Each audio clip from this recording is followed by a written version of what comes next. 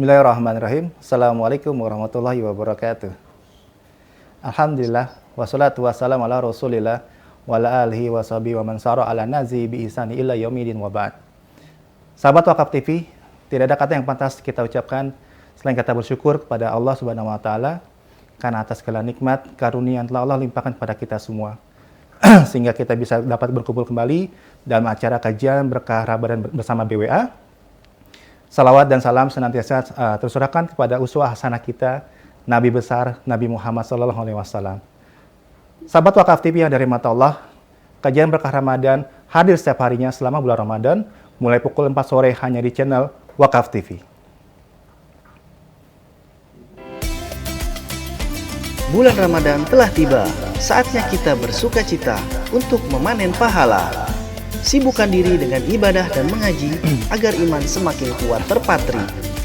Kajian berkah Ramadan akan menemani Anda setiap hari pukul 4 sore menjelang berbuka puasa. Dengan tayangan kajian yang mengupas ilmu-ilmu Islam serta narasumber yang kompeten dalam bidang sakofah Islam. Jangan lewatkan hanya di Wakaf TV.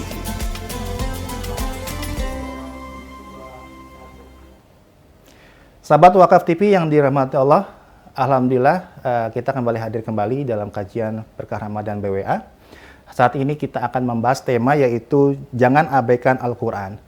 Nah, sudah hadir bersama kita melalui aplikasi Zoom. Kita secara online saat ini yaitu guru kita Ustadz Lutfi. Assalamualaikum Ustadz. Waalaikumsalam warahmatullahi wabarakatuh. Masya Allah, alhamdulillah. Gimana kabar, sehat Ustadz? Alhamdulillah sehat, baik. Gimana Mas? Alhamdulillah, saya juga sehat, Masya Allah. Ustadz, masuki bulan Ramadan ini kajian kali ini kita akan membahas tema jangan abaikan Al-Quran. Nah, menurut Ustadz Lutfi, tafadhol silakan. Baik. Bismillahirrahmanirrahim. Assalamualaikum warahmatullahi wabarakatuh. Alhamdulillahilladzi ja'ala syahra ramadhana syahral Qur'an. Syahru ramadhana alladzi unzila fihi al-Qur'an hudan lin-nasi wa bayyinatin minal huda wal furqan. Asyhadu an la ilaha illallah wahdahu la syarika lah wa asyhadu anna sayyidana Muhammadan 'abduhu wa rasuluh. Subhanaka la 'ilma lana illa ma 'allamtana innaka antal 'alimul hakim wa la haula wa la quwwata illa billah. Bismillahirrahmanirrahim yang dimuliakan Allah Subhanahu wa taala, jangan abaikan Al-Qur'an. Kalau kita melihat tema ini, kita diingatkan oleh curhatnya baginda Rasulullah sallallahu alaihi wasallam dalam surat Al-Qur'an ayat yang ke-30. A'udzubillahi samil alim minasyaitonir rajim. Bismillahirrahmanirrahim. Qala ar-rasul ya rabbi inna qaumi ittakhadha hadzal qur'ana mahjura. Kata Rasulullah SAW, ya Rabbku, wahai Tuhanku, sesungguhnya kaumku menjadikan Al-Quran ini sesuatu yang diabaikan. Jadi ada kata di sana, halnya, ada kondisinya terhadap Al-Qurannya adalah mahjura. Dalam bahasa Arab, asal dari kata mahjura ini bisa merupakan dari kata al-hujur atau al-hajar. Mahjuran itu dalam kondisi maf'ul bih, objek. Kalau kita ambil kata mahjuran itu dari makna al-hujur, itu artinya keji atau kotor. Jadi bagaimana curhat baginda Rasulullah SAW ini, bahwa orang-orang kafir Quraisy mengucapkan kata-kata yang kotor, kata-kata yang keji terhadap Al-Quran, seperti tuduhan mereka, Al-Quran itu sihir, Al-Quran itu syair, bahkan Al-Quran menurut mereka adalah sekedar dongeng-dongeng orang terdahulu. Nah, itu kalau kita ambil dari kata al-hujur. Namun kalau kita sisi kata yang lain, maknanya al-hajar itu adalah at-tarik. Tarik ini artinya meninggalkan, mengabaikan, dan ketidakpedulian. Sehingga dari asal kata inilah bahwa inna qaumi, kata Rasulullah, ittakhadhu hadzal qur'ana mahjura, sesungguhnya kaumku, kata Rasulullah, menjadikan Al-Quran ini sebagai sesuatu yang diabaikan. bahwa ucapan beliau ini merupakan panduan beliau ketika di dunia, ketika orang-orang musyrik pada saat itu semakin membanyak mencela Al-Quran, jelek-jelek Al-Quran, ada beliau kemudian terasa sesat, dan Allah Subhanahu Wa Taala melalui malaikat Jibril menurunkan wahyunya beliau dengan firman yang agung bahwa beliau mengadukan sesatnya dada beliau, umat saat itu sangat mengadukan Al-Quran ini. Dan sampai ini tadi daripada bahwa pada akhirnya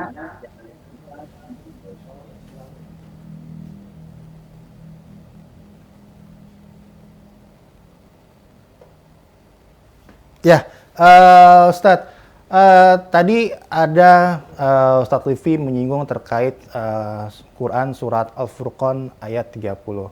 Nah, dari surat Al-Furqan ayat 30, apa isi kandungan dan makna surat tersebut, Ustadz? Tafadhal. baik.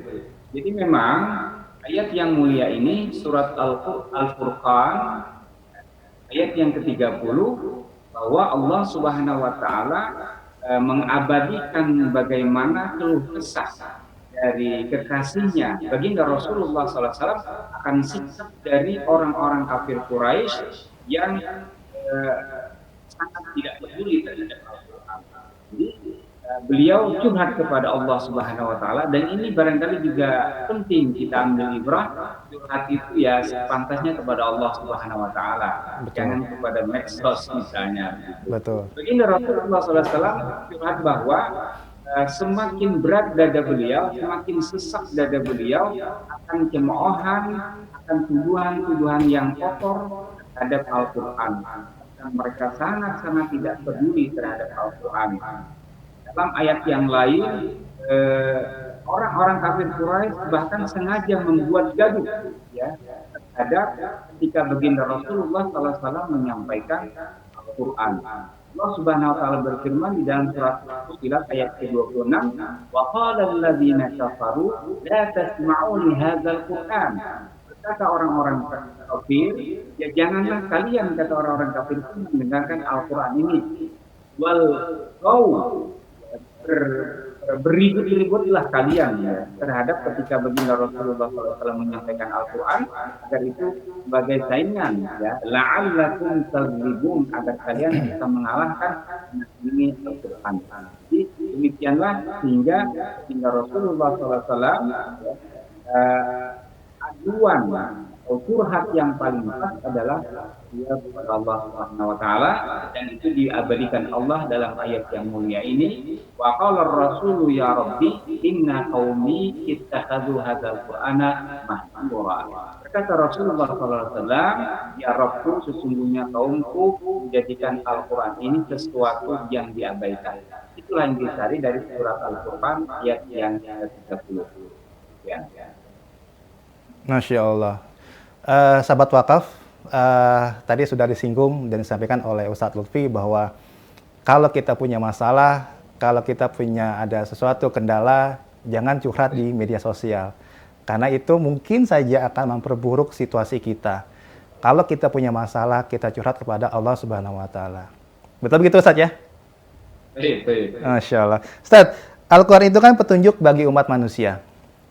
Harusnya umat sangat membutuhkannya, tapi mengapa mereka ini katakanlah sampai ada yang mengabaikannya? Bagaimana, Ustaz?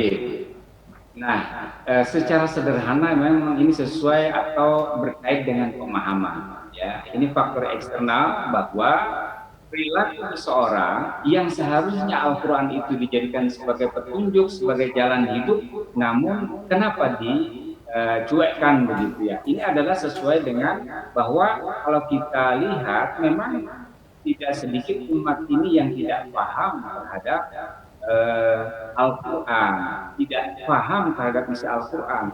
Kenapa dia tidak paham? Ya, dia tidak mengerti. Ya, kenapa tidak mengerti? Jangankan mau mengerti, bacanya saja kadang-kadang sudah jarang. Betul. Alhamdulillah dengan program-program yang alhamdulillah dengan Badan Wakaf Al-Quran ini mudah-mudahan semakin mencerahkan umat betapa bahwa Al-Quran itu betul-betul sebagai petunjuk hidup kalau kita mau selamat. Nah, pemahaman itu terkait dengan perilaku sesungguhnya, keyakinan. Contoh sederhana misalnya ya, kalau di kampung kita diumumkan ya, diumumkan misalnya ada di speaker suara di musola atau di masjid diumumkan, wahai kaum muslimin, nanti malam Jumat, kalau bapak-bapak ya sholat tahajud di musola atau di masjid, yang paling duluan akan mendapat hadiah uang 100 juta. Nah kan, kalau misalnya orang yang mendengarkan perkataan tersebut, dia mengerti perkataan tersebut, dia mendengarkan, dia memahami, dan yang berikutnya dia meyakini, insya Allah dia pasti paling duluan datang ke musola atau ke masjid itu untuk berbondong-bondong melakukan sholat tahajud. Ya, tapi kalau yang bersangkutan itu nggak ngerti begitu ya, kemudian dia tidak mendengar suara tersebut, dia mungkin tidur waktu ada pengumuman, dia nggak ngerti, lalu dia tidak melakukan amal, dia tidak menyambut hadiah 100 juta tadi. Itulah gambaran sederhana kenapa kaum muslimin tidak menjadikan sepenuhnya Al-Quran sebagai petunjuk hidup, karena berbukti.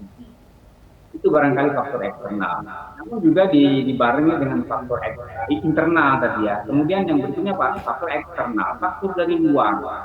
Serangan-serangan pemikiran, serangan pemahaman-pemahaman, perilaku-perilaku yang tidak sesuai dengan petunjuk Al-Quran di TV, di media sosial, terus kaum muslimin disuguhi dengan tontonan-tontonan yang demikian. Dan mau tidak mau, karena ini terus berulang, ini mempengaruhi cara berpikir dan cara bersikap kaum muslimin, yang pada akhirnya petunjuk yang dia ambil apa yang dia lihat. Ya, sehingga oleh sebab itu, ternyata apa yang dia lihat itu jauh dari Al-Quran, dia tidak dia atau kaum muslimin tidak menjadikan Al-Quran itu sebagai petunjuk. Jadi itu dua, ada faktor internal yakni pemahaman, dan yang kedua adalah faktor eksternal, faktor serangan-serangan orang yang keras ya, dalam hal ini yang memang pemahamannya tidak selaras dan tidak sesuai dengan Al-Quran. Baik. Tadi dua faktor itu ya, jadi sahabat wakaf, jadi memang ada dua faktor, yaitu faktor eksternal juga faktor internal. Nah, untuk menyikapinya itu, Ustaz, mungkin apa saja sih bentuk pengabaian terhadap Al-Quran itu, Ustaz? Betul. Jadi memang kalau yang paling ekstrim ya, yang sebagaimana yang dicurhatkan oleh baginda Rasulullah SAW, Ibnu Katsir dalam tafsirnya menjelaskan bahwa pengabaian terhadap Al-Quran itu adalah mendustakan, tidak beriman kepada Al-Quran. Nah, termasuk juga kita berhati-hati ya, bentuk pengabaian dalam bentuk keyakinan seperti ini adalah kita memilih dan memilah apa yang ada di dalam Al-Quran. Ini juga bentuk pengabaian ya. Jadi tidak utuh, tidak secara kafah mengambil Al-Quran ini, hal yang sesuai dengan hawa nafsu, hal-hal yang sesuai dengan keinginan itu diambil, tetapi hal-hal yang lain tidak diambil. Ini juga mengabaikan Al-Quran. Mengambil sebagian dari isi Al-Quran, kemudian menterlantarkan sebagian yang lain, ini juga merupakan bagian yang pertama dari mengabaikan Al-Quran. Allah Subhanahu wa taala berfirman, "Afatu'minuna bi ba'dil kitabi wa takfuruna bi ba'd. Fama jazaa'u man yaf'alu dzalika minkum illa khizyun fil hayatid dunya wa yaumal qiyamati yuradduna ila asyaddil 'adzab wa ma Allahu bighafilin 'amma ta'malun." Bahwa apakah kalian, kata Allah, mengambil sebagian dari Al-Quran kemudian mencampakkan sebagian yang lain, ini adalah merupakan bentuk dari melalaikan bagian-bagian Al-Quran. Tidak boleh secara ikhtiar, secara keyakinan kita memilah dulu mana yang baik, mana yang tidak sesuai dengan hawa nafsu.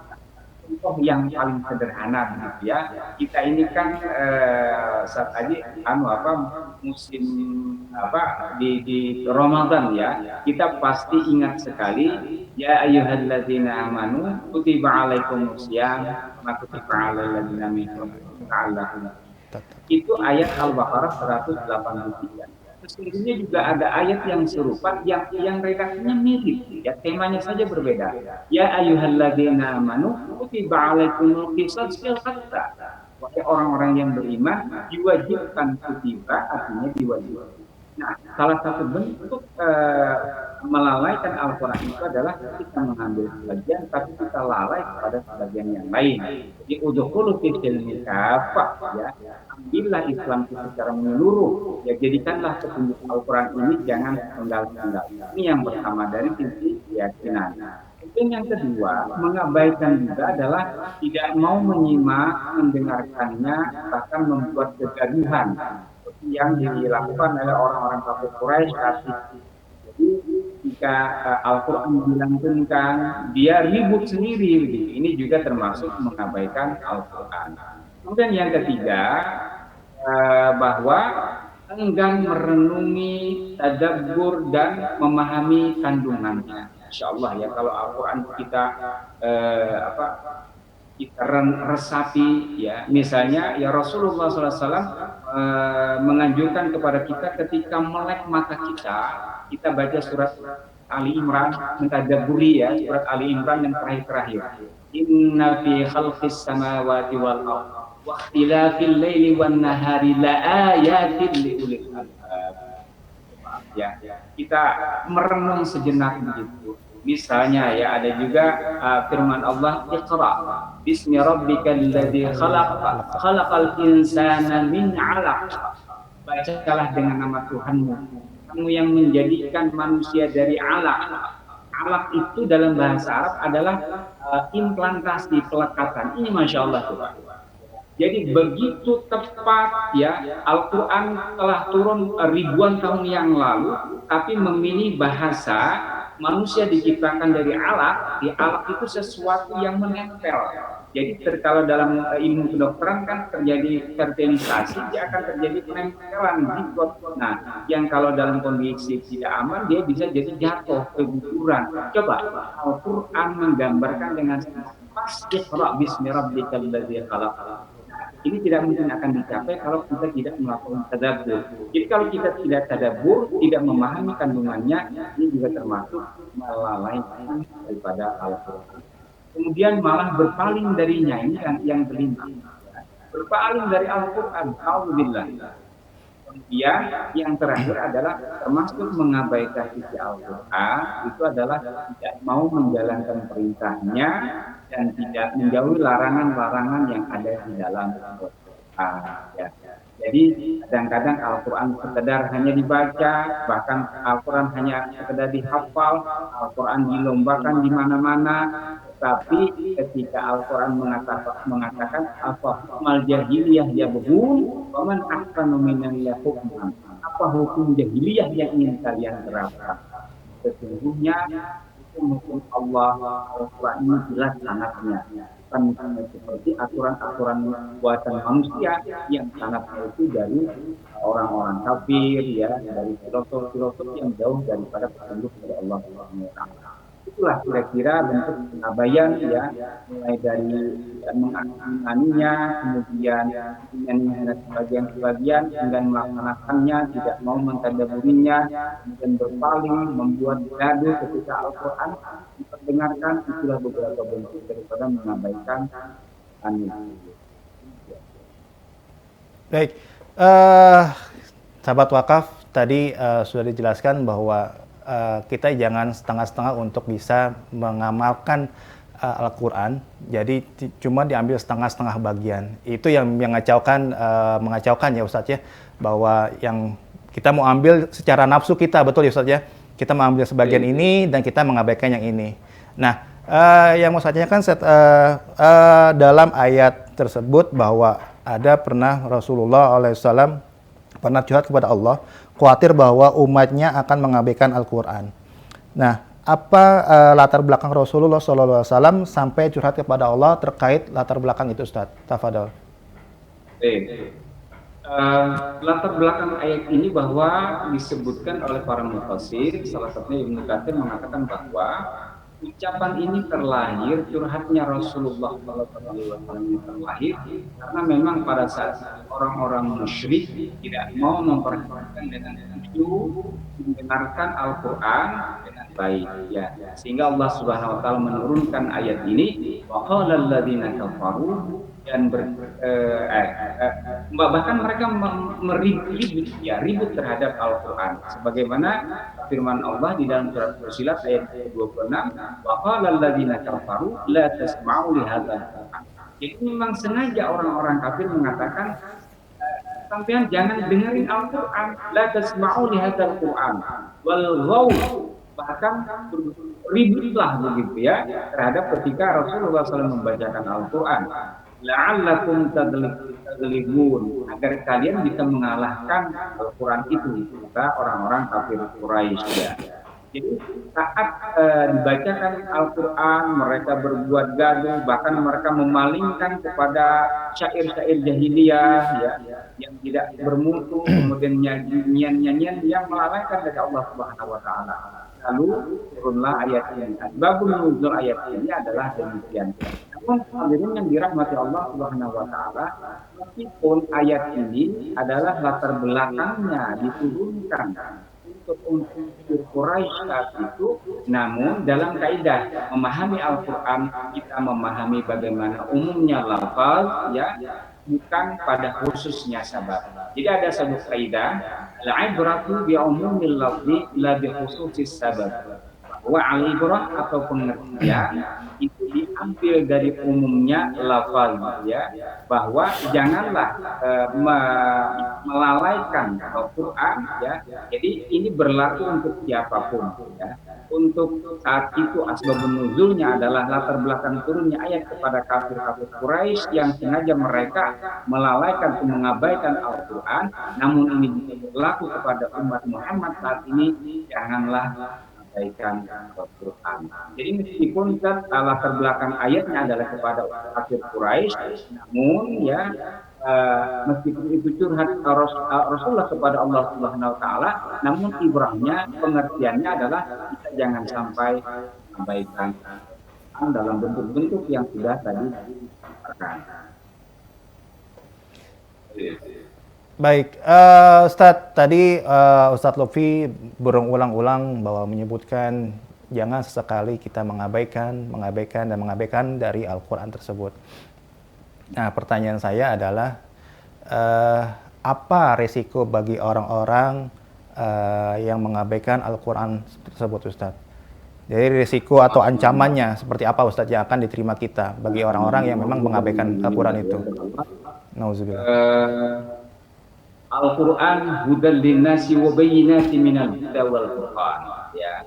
Jadi sesungguhnya kalau manusia ini mengabaikan Al-Quran, dia akan sesat ya, jalannya akan tersesat begitu ya, tidak bisa membedakan antara yang hak dan yang batil, tidak bisa membedakan mana yang benar dan mana yang salah. Nah, jadi karena Al-Quran petunjuk itu bagaikan penerang dia.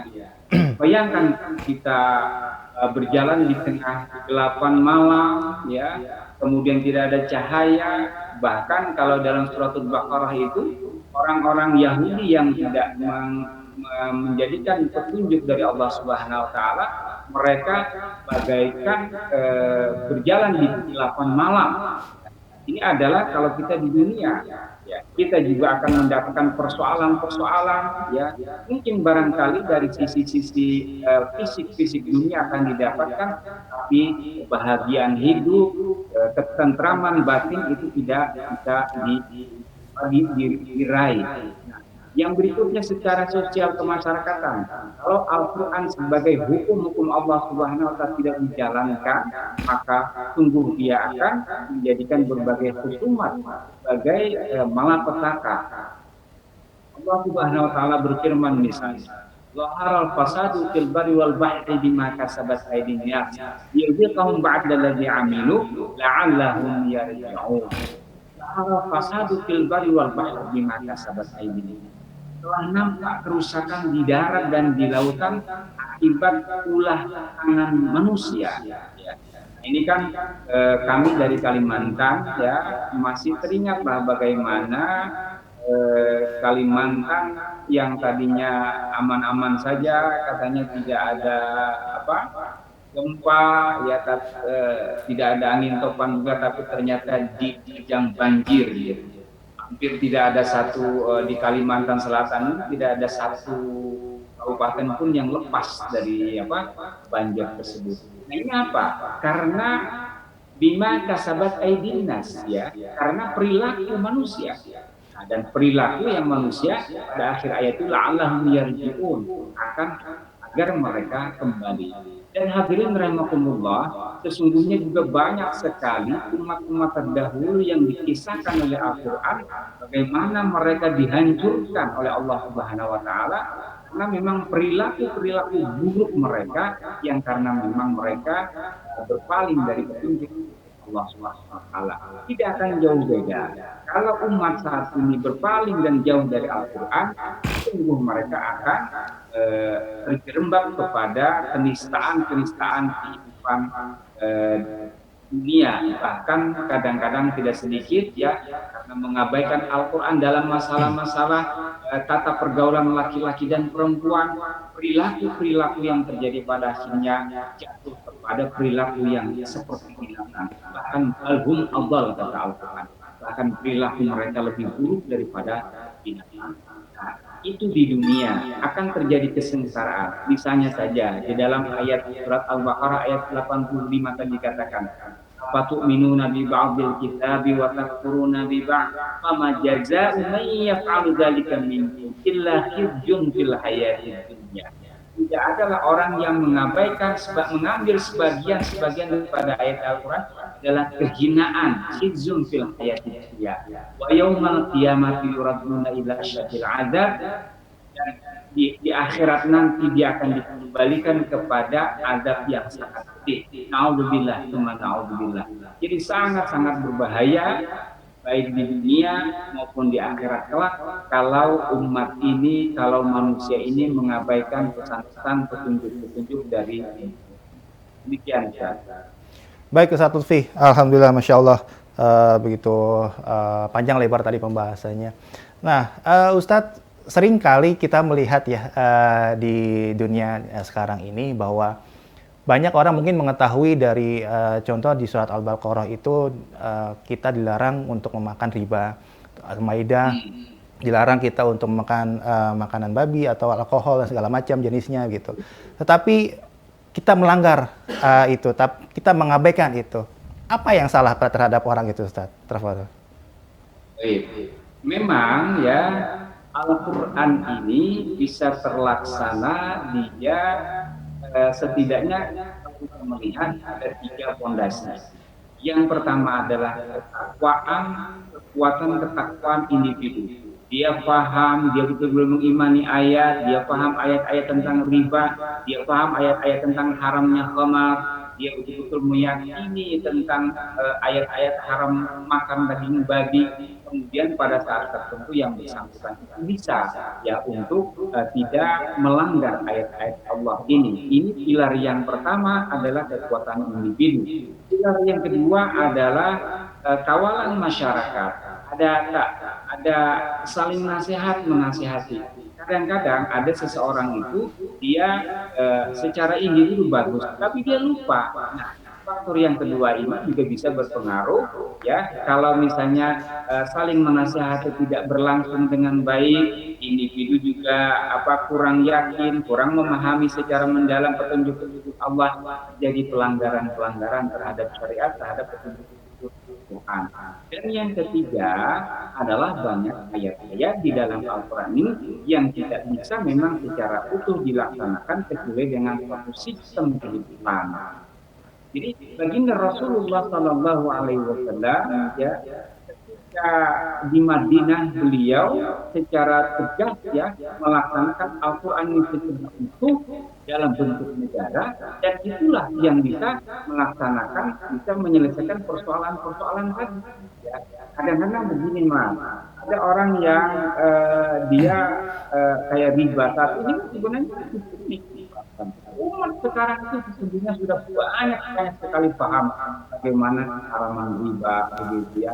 Kawan-kawan saya itu banyak sekali yang ya Allah, masya Allah ya, dan faktor kesadaran itu luar biasa ya, karena temanku baru saja, teman saya dia resign begitu ya, menjelang Ramadan, kata dia akan apapun yang terjadi, masya Allah begitu ya. Tapi karena kan yang ketiga itu ya, isunya berkait dengan negara, kebijakan politik dan sebagainya.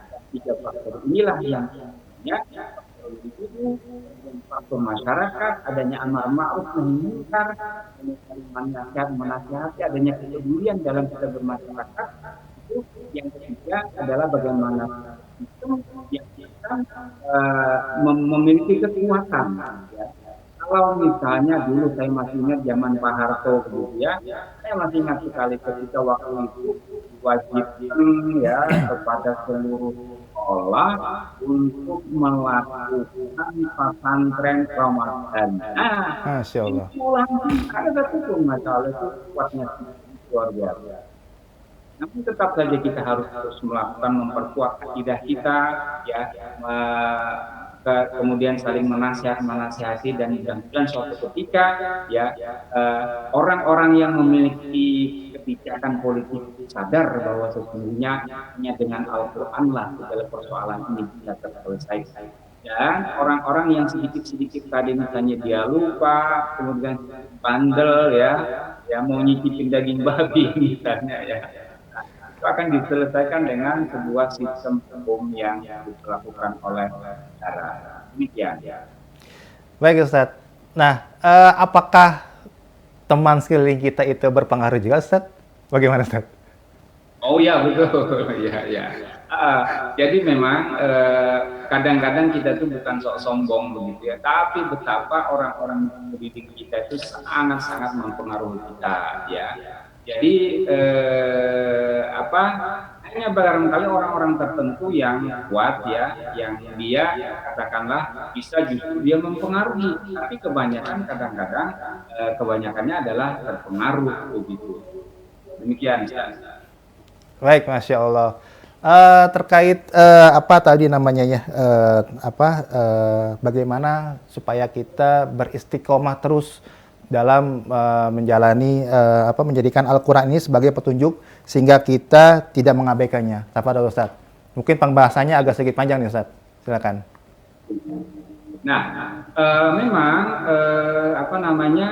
kita ini hidup bermasyarakat, ya kita hidup dalam lingkungan yang kadang-kadang bisa mewarnai kita. Oleh sebab itu memang agar ya kita tetap istiqomah di dalam menjalankan Al-Quran, menjadikan Al-Quran sebagai petunjuk hidup, setidaknya yang pertama adalah kita harus memiliki jadwal rutin ya. Jadwal rutin, kalau perlu kita memiliki targetan. Misalnya kalau saya pribadi di bulan Ramadan ini merenungi begitu ya, kita hafalan Al-Quran kita sudah berapa banyak ya, karena kita punya targetan dalam hidup. Ya bahkan di dalam Ramadan ini betul-betul kita targetkan, kita bikin jadwal, dan itu mudah-mudahan jadwal itu akan membekas kepada diri kita. Ada semacam kebiasaan para ulama Ustaz bahwa untuk semacam membaikkan kebiasaan. Jadi ada sebuah istilah, janganlah kita membiasakan yang baik. Marilah kita membiasakan yang baik, jangan membaikkan kebiasaan gitu ya. Kalau membaikkan kebiasaan ini karena yang tidak baik jadi baik. Tapi agar kebiasaan hal-hal yang baik yang belum menjadi kebiasaan kita itu terbiasa, kita memang perlu memaksanya itu dalam arba'in. Jadi ini mungkin terkait dengan tabakat penciptaan manusia, perubahan penciptaan manusia dari nutfah, kemudian dari alaqah, nutfah dan sebagainya, itu 40. Jadi kalau kita mau kebiasaan kita baik, pertahankan ya, konsistenkan itu pertama 40 hari pertama katanya. Kalau bagus lagi 40 hari kedua, kalau bagus lagi 40 hari berikutnya. Misalnya ya kita punya jadwal, pokoknya saya sehari harus membaca Al-Quran 1 juz. ya. Kemudian sehari saya harus memahami tafsir Al-Quran dengan baik satu ayat. Nah, itu kita bikin jadwal rutin, kemudian kita tanda kutip paksakan begitu ya selama 40 hari pertama. Terus itu tidak akan ada yang sulit insya Allah. Jadi jadilah kita uh, apa namanya, membiasakan yang baik ya, bukan membaikkan kebiasaan. Kalau membaikkan kebiasaan itu kan misalnya kita apa, molor gitu ya, kemudian cari-cari alasan untuk seolah-olah baik karena inilah karena itu dan sebagainya, berlindung di balik itu alasan lah gitu. Itu membaikkan kebiasaan. Tapi ini membiasakan yang baik-baik. Kemudian kita bergaul ya dengan orang-orang yang cinta Al-Quran ya, yang menjadi keluarga Al-Quran, yang menjadi keluarga Allah, ya. Orang-orang yang fokus dan berjibaku dengan Al-Quran, itu dia akan menjadi keluarga Allah, fasah yang dicintai Allah Subhanahu wa Ta'ala. Kalau perlu bikin klub Al-Quran, ya, jangan klub sepak bola aja, begitu. Klub ngaji misalnya, masya Allah kemarin ngaji yang di Jogja itu bisa kita tularkan ya, sehingga ini akan menjadikan kita istiqamah, kita menjadikan senantiasa tidak mengabaikan Al-Quran, senantiasa kita bersama Al-Quran sampai ajal menjemput kita. Nah, ini adalah dalam beberapa kitab dijelaskan adalah rahasia al-karamah, ya, rahasia daripada kemuliaan. Dan rahasia kemuliaan itu terletak pada al-istiqamah. Jadi sirrul karamah adalah al-istiqamah. Rahasia kemuliaan adalah dengan istiqamah. Insya Allah mudah-mudahan di bulan Ramadan kita ini kita memantapkan niat ya, kita menghujamkan tekad kita, sehingga mudah-mudahan kebiasaan-kebiasaan yang baik ini terus berlanjut di luar Ramadan nanti. Demikian. Masya Allah.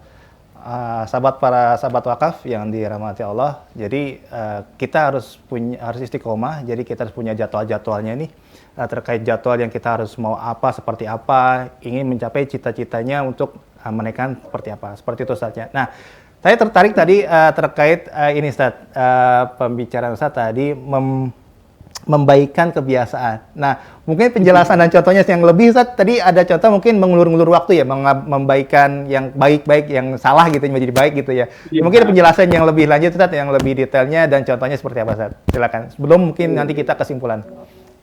Ya, baik. Saya dulu ingat bacaan itu ketika saya berjalan di pelosok daerah Jawa Barat, tepatnya di Pelabuhan Ratu. Ada sebuah tulisan ya yang sudah sangat lusuh ya. Marilah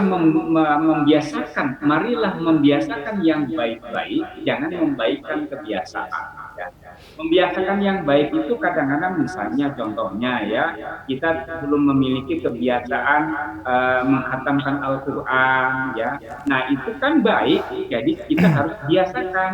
Kita misalnya belum biasa soal kaum sunnah ya, tapi itu baik kita biasakan. Nah, ini bagus ya. Jangan membaikkan kebiasaan ya. Kebiasaannya misalnya telat. Di sini kan susah ya, orangnya kan memang di sini susah disiplin. Nah, itu artinya melegitimasi membaikkan kebiasaan yang buruk ya, atau misalnya sering ingkar janji begitu ya. Ya, sama teman jangan terlalu inilah begitu ya. Yang paling sering itu adalah orang berlindung di balik alasan kurang. Jadi misalnya kita ada pengajian ya, ada saja alasan-alasannya. Nah, mencari alasan-alasan ya, alasan kesehatan, padahal orang tidak ada yang seutuhnya sehat ya. Nah, mencari alasan-alasan tersebut adalah merupakan bentuk yang membaikkan kebiasaan. Artinya kebiasaan buruk tapi dibaikkan, tapi yang baik itu adalah membiasakan yang baik. Yang baik itu jadi kebiasaan walaupun tadinya belum. Ada yang sulit insya Allah dari syariat baginda Rasulullah SAW ini kalau terus menjadi kebiasaan kita. kebiasaan kita misalnya ya di bulan Ramadan ini ya, kita rutinkan jangan pernah lewat sholat berjamaah ya. Kemudian kita misalnya sholat subuh tuh sholat sunat sebelum subuh ya, yang pahalanya itu seisi dunia dan seisinya begitu kan. Nah, ini belum jadi kebiasaan kita, kita biasakan. Habis itu kira-kira 17 menit ya, kalau di sini jam 6 lewat 18 menit, jam 6 lewat 17 menit itu namanya ada asyur ya, isyraq ya, sholat sunat 2 rakaat, pahalanya itu adalah sama dengan umrah. Kalau kita umrah di bulan Ramadan sama pahalanya dengan haji. Itulah kita membiasakan yang baik-baik. Demikian. Masya Allah. Nah, Ustadz, pernah mungkin di milenial sekarang ya terkait sama kata insya Allah. Nah, kadang nih insya Allah juga disalahartikan bahwa kita mengajak kebaikan, kajian misalkan kepada teman kita. Yuk kita datang kajian ke sini, menawarkan ke si A, insya Allah nanti saya datang. Mungkin yang diartikan insya Allahnya itu adalah dia mengibaratkan bahwa insya Allah ini kebanyakan tidak datangnya. Padahal kalau dulu itu kan insya Allah ini adalah bahwa 99% pasti yakin akan ikut atau datang seperti itu, Ustaz. Bagaimana, Ustaz? Fenomena ini gimana, Ustaz? Yang pertama, memang kita harus dudukkan dulu al aslu fil muslim. Muslim itu asalnya dia memang memenuhi janji. Jadi misalnya kalau memang kita itu tidak datang dan tidak bisa datang, itu jangan melegitimasi dengan insya Allah begitu. Justru kalimat insya Allah itu adalah ya kita nih apa nih udah betul-betul mempersiapkan segalanya secara kausalah 100% lah kita akan datang. Ya. Namun kita tidak boleh ya sesuatu yang akan datang secara itikadi, kita tidak boleh mengatakan saya pasti datang. Disitulah lafaz kita mengatakan insya Allah saya datang. Jadi kalimat insya Allah ini adalah kita sesungguhnya ya sangat-sangat mempersiapkan, sangat-sangat yakin untuk datang, tapi tidak boleh bagi seorang mukmin itu dia mengatakan saya pasti datang, karena segala sesuatu tidak akan bisa dia kuasai 100% yang akan datang. Berbeda dengan pemahaman orang dalam melafalkan insya Allah dasar ini gitu, misalnya ya tolong ya saya tidak bisa mengikuti kajian sampai kita ya ya, Allah. Nah, jadi fakta yang itu tidak seperti itu. Dia akan ini, insya Allah saya akan datang. Kita kadang-kadang apa namanya hal-hal yang terjadi degradasi ya, apalagi di kalangan milenial saat ini, bahwa kalau insya Allah itu kalau dia ragu pada atau Rasulullah SAW latar belakang daripada hadis ini adalah ya ada seseorang yang dia seolah-olah dia pasti datang, tapi tidak boleh bagi seorang mukmin meskipun dia 100% yakin lah itu dia bisa melakukan sesuatu yang akan datang tersebut, tapi dia tidak boleh 100% menguatakan dia ya insya Allah. Maknanya apa? In jika sya'a Allah menghendaki. Saya sudah 100% beritikat baik, tapi itu tidak akan bisa terlaksana jika Allah tidak terlaksana. Makanya kita katakan insya Allah. Masya Allah, sahabat wakif yang dirahmati Allah. Jadi itulah terkait sama tema kita kali ini, yaitu jangan abaikan Al-Quran. Dan beberapa tips tadi terkait dengan bagaimana kita untuk mensiasati agar kita menjadi istiqomah, yaitu ada jadwal-jadwal yang sudah kita buatkan untuk tercapailah untuk cita-cita kita, bahwa ini kita akan upgrade ke langkah berikutnya, seperti itu. Baik, Ustadz, mungkin waktu kita sudah di penghujung acara terkait tema kita kali ini. Mungkin kesimpulannya terkait tafsir Quran Al-Quran ayat 30. Jangan abaikan Al-Quran ini seperti apa kesimpulannya? Silakan. Ini bahwa pada awalnya ini adalah curhat baginda Rasulullah SAW akan kaumnya yang mengabaikan Al-Quran. Namun curhatnya baginda Rasulullah SAW ini harus kita berhati-hati, karena sesungguhnya ada sebuah istilah ya, kalau seorang nabi ya sudah curhat kepada Allah ya tentang pengabaian kaumnya terhadap Al-Quran, ini merupakan sebuah tahwidul qaum, ya, merupakan tanda menakut-nakutkan kepada suatu kaum. Karena apa? Kalau Rasul ya sudah mencurhatkan ya tentang mengabaikan Al-Quran kepada Allah Subhanahu wa taala, tentu ya ini adalah berhati-hati ya kalau kita segera bersiap-siap untuk memenuhi daripada panggilan Rasulullah, maka azab Allah akan menimpa suatu kaum. Dan sesungguhnya dalam hadis dikatakan dengan Al-Quran inilah sesungguhnya satu kaum itu ditinggikan, dan dengan Al-Quran inilah satu kaum itu direndahkan. Artinya suatu kaum itu dia akan tinggi kalau dia tidak mengabaikan Al-Quran, dan suatu umat atau suatu kaum itu akan hancur dan akan rendah kalau dia mengabaikan Al-Quran. Oleh sebab itu pada kesempatan kali ini yang mudah-mudahan ya apa yang ditekankan oleh baginda Rasulullah, apa yang ditekankan oleh Rasulullah SAW jadi perhatian kita bersama, jangan sampai kita Al-Quran. Apakah kita jarang menyentuh membaca Al-Quran? Nauzubillah.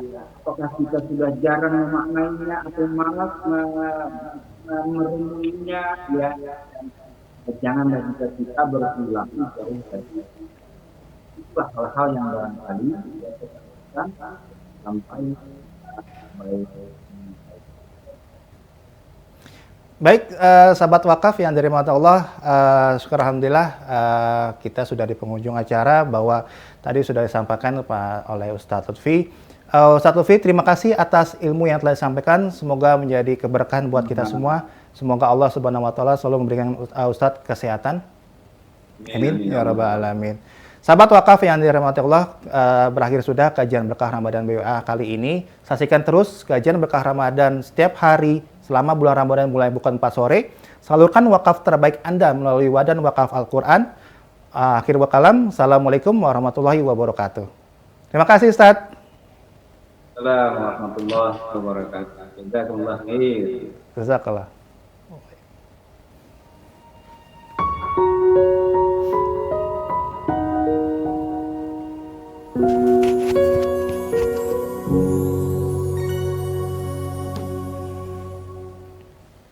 Alhamdulillah. Syukran Ustaz. Saya izin pamit ya. Assalamualaikum.